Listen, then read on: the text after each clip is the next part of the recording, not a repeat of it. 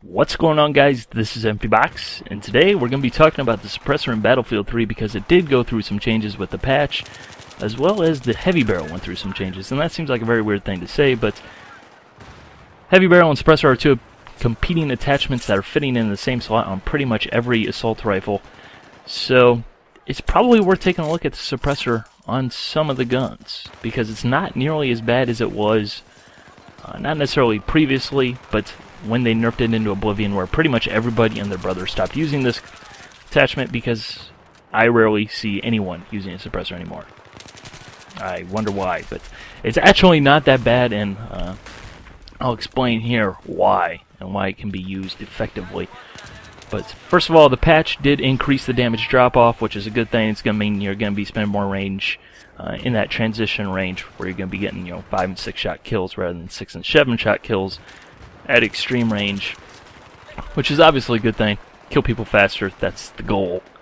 But as well as the fact that the main thing that made me take a second look at the suppressor is the fact that heavy barrel was nerfed just a little bit. It's still a very good attachment, still definitely worth using. However, I think that kind of opens up a little more room for the other attachments. So definitely reconsider using heavy barrel in favor of some other things. Make that evaluation for yourself, because I really can't tell you which one's best for you, but yeah. Anyways, the suppressor comes with a little bit lower vertical recoil, which obviously is a good thing, It's not too terribly much on a gun like the AUG, and I probably actually should be using a foregrip. I'll talk a little bit about that later. It's obviously a good thing. Lower recoil is always better. But the real thing is the Titan spread. Spread in Battlefield is absolutely crucial. That pretty much is how the guns are completely balanced out.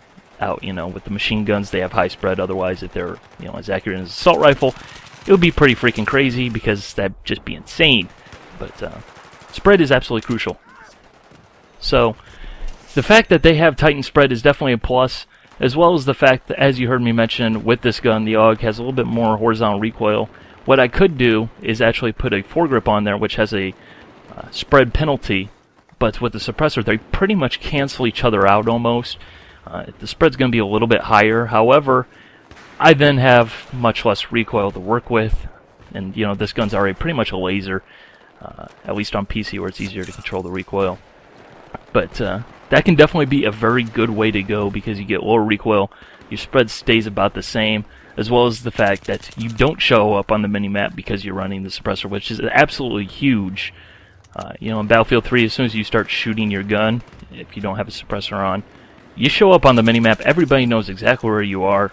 It's so easy to keep track of players in this game, because as soon as you start shooting, again, everyone knows exactly where you are, which has led a lot of players to basically just pay attention to that minimap, and the minimap only put their brain on autopilot instead of listening to the sounds, which means that when suddenly you don't show up on the minimap, you can sneak up on a lot of players who had no clue.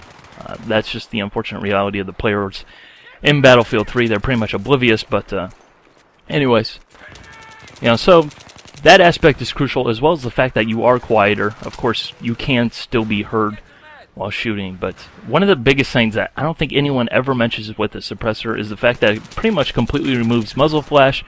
And I'm just going to say it now, I find most of my enemies by the simple fact that they had 10 feet of flames coming out their gun. It's pretty obvious. Muzzle flash in Battlefield 3 is absolutely insanely huge. I don't know what they're thinking, but it's definitely pretty much overdone, even during the daytime. So, that's a really good thing to have. Maybe it's just me, maybe I'm paranoid about muzzle flash, but I definitely feel much better knowing that I'm not sending out 10 foot of flames when I start shooting. So anyways, as for the cons, obviously you do have the damage drop-off, which effectively makes your gun weaker. However, if you are using something like an AUG with a foregrip as well as the suppressor, you're going to have pretty much a laser beam of death, which is obviously a good thing, or even a 416, which definitely went through a tremendous buff in the previous patch. But anyways, it is a suppressor. You still can be heard. It's not a silencer, but like I said, most players in Battlefield 3 are pretty much oblivious. Sure, at a competitive level, it's not going to change. I'm pretty sure the heavy barrel or the flash suppressor is definitely going to be the way to go.